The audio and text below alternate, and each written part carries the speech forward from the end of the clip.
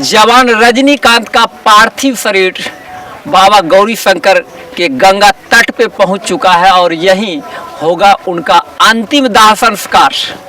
और शहीद जवान रजनीकांत का पुत्र का उम्र को देख करके आप अंदाजा लगा सकते हैं कि जो पुत्र अपने पिता को खो चुका है और बच्चे का क्या आता है पहला वक्तव्य देश के खातिर अपने पिता को खो करके। बाबू कुछ बोलोगे? कुछ नहीं। कितने भाई थे? 3 भाई थे। 3 भाई आप लोग? ये बड़े थे? बड़ा आप ये मांझिल थे। और इनके बच्चे? 3 बच्चे। 3 बच्चे हैं, 2 लड़का और 1 लड़की। और आपके पिताजी का नाम क्या हुआ? श्री वकील मंडल। आखिर हुआ क्या? इनका स्वास्थ्य पहले से था गड़बड़ या अचानक से हुआ? अचानक एकाएक। जैसा कि जानकारी है कि 6 तारीख मान लीजिए डेट किया है। हाँ। तो पार्थिव शरीर आने में इतना लेट लतीफ क्यों? लेट कि वहाँ तो 6 तारीख भी थी या 7 भी थी, 8 तारीख तक पोस्टमार्टम ही नहीं हुआ है। अच्छा, शाम 6 तारीख को 7 तारीख को पोस्टमार्टम डेड बॉडी में सुनने नहीं, डेड बॉडी लेने में फर्जत हो रहा है। तो डेड वो लोग पहुँचने आए या आप वहाँ रिसीव किए? हमारा एक डिप्टी से छूट रहे थे। अच्छा। वही वो रिसीव करके आपके गाँव? हाँ। वो क्या उसी विभाग में थे या किसी? उसी विभाग में ड्यूटी करते हैं। हाँ। तो सेना की टोली लेकर के नहीं आया? नहीं, आप गए तो वहाँ से आपको मिला? पटना से मिला। तो देश के खातिर सर जी आपके भाई शहीद हो चुके हैं, तो बिहार सरकार से आप क्या मांग रखते हैं? बिहार सरकार से मांग रखते हैं बच्चा देखते हुए कुछ दे, बच्चे का ऐसी कुव्यवस्था तो सन की लापरवाही है। मैं सेना में कार्यरत हूँ। मैंने खुद ही एसपी साहब से बात किया था। तो मैंने कितना 8 तारीख था उधर? 8 तारीख को एसपी साहब से किया है तकरीबन 9:30 बजे। तो बोले मेरी जानकारी में है कि ड्यूटी आ रहा है। अच्छा। लेकिन मैं जब वहाँ इनके अधिकारी लोगों से संपर्क किया तो हर आदमी टोल की स्थिति में था। पहली बात यह है कि जहाँ पर ये इंसिडेंट हुआ है वहाँ का जो थाना प्रभारी है, वहाँ का जो मेडिकल स्टाफ डिस्ट्रिक्ट का सदर अस्पताल जहाँ पर कि पोस्टमार्टम होता है वहाँ करना चाहिए। तो वहाँ पर इन लोगों ने टाल मटोल करके बताया कि आप शाम हो गया, आप डिब्रूगढ़ लेकर आइए। अच्छा। बगैर एनओसी हॉस्पिटल से और थाना प्रभारी से उस जगह का जो थाना है बिना एनओसी, ग्रेफ का ऑफिसर थे, जो कमांडिंग ऑफिसर थे, वो बोल रहे थे कि नहीं मैं तो दूसरे को चार्ज दे दिया हूँ।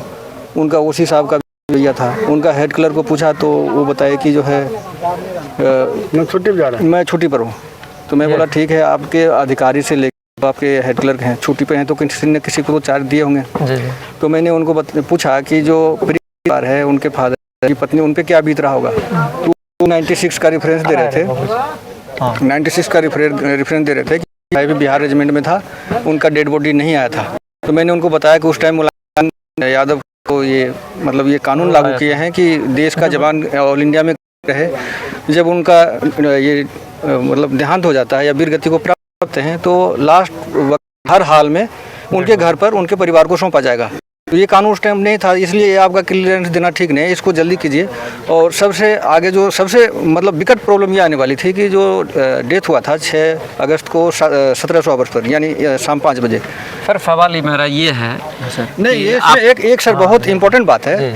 6 अगस्त को 5 बजे शाम में डेथ हुआ था, तो 9 अगस्त के शाम 5 बजे तक अगर पोस्टमार्टम नहीं होता तो हो सकता है जो मेडिकल ऑफिसर हो, चाहे सिविल का हो, सिविल सदर अस्पताल का या आर्मी का हो, वो पोस्टमार्टम में इसमें दिक्कत आती। और अगर पोस्टमार्टम नहीं होता तो नहीं बनता और जो पीड़ित परिवार है उसका कोई भी डॉक्यूमेंटेशन नहीं हो पाता। सर सवाल खड़ा ये है कि देश के जवान यदि ऑन ड्यूटी वो उनकी मौत होती है, शहीद ही कहलाते हैं। और भारत सरकार का नियम है कि सर उनका अंतिम दाह संस्कार गार्ड ऑफ ऑनर के साथ होगा, तो यहाँ गार्ड ऑफ ऑनर के लिए क्यों नहीं पहुँचे?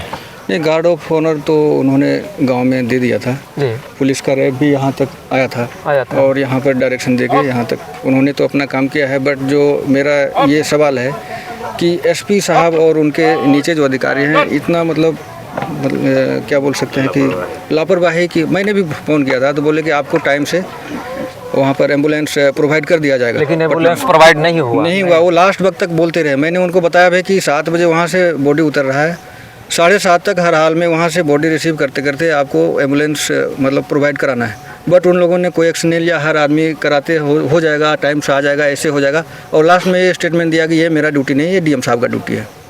तो ये इस तरह के जो बड़े अधिकारी हैं इनको किसी न किसी को जिम्मेदारी लेना चाहिए और इस तरह से नेगलिजेंसी नहीं करना चाहिए, क्योंकि अभी एक तो 72 घंटा से ज़्यादा वहाँ पर डेड बॉडी आने में वहाँ से हुआ, फिर यहाँ भी 2 दिन लग गया। अभी ये सवाल ये उठता है कि देखिए जो पीड़ित परिवार है उसके फादर मदर हो या वाइफ हो, अभी वो चेहरा भी नहीं देख पाया। अच्छा सर, एक चीज़ आपसे पूछना चाहेंगे कि इनका किस मान लीजिए कि सेना में किस में थे, कारण बहुत सारे लोग उस नाम को भी नहीं जानते। ये ग्रेफ में थे। अच्छा। ग्रेफ का है जो दुर्गम ये इलाका है या जहाँ रास्ता नहीं है वहाँ आर्मी के लिए रास्ता तैयार करना है, ताकि अगर अटैक की स्थिति तो जाने में सुगमता से हम आई करके वहाँ पर जो है हमारी सेना सही रूप से वहाँ पर मतलब पहुँच सके। सर आपका नाम क्या है? मेरा नाम सूबेदार एस सिंह है। मैं अभी दीपाटोली कैंट रांची में पोस्टेड हूँ। हाँ। तो आप सुन रहे थे कि देश की सेवा करते करते जवान शहीद हो जाता है और उनका पार्थिव शरीर उनके पैतृक गांव उनके परिजनों तक पहुंचने में उनके परिजनों को कितना झेलना पड़ता है, फजीहत करना पड़ता है, मशक्क़त। और बिहार सरकार की व्यवस्था एक एम्बुलेंस तक नहीं करवा पाती है। बने रहे फजर समाचार के साथ। नमस्कार।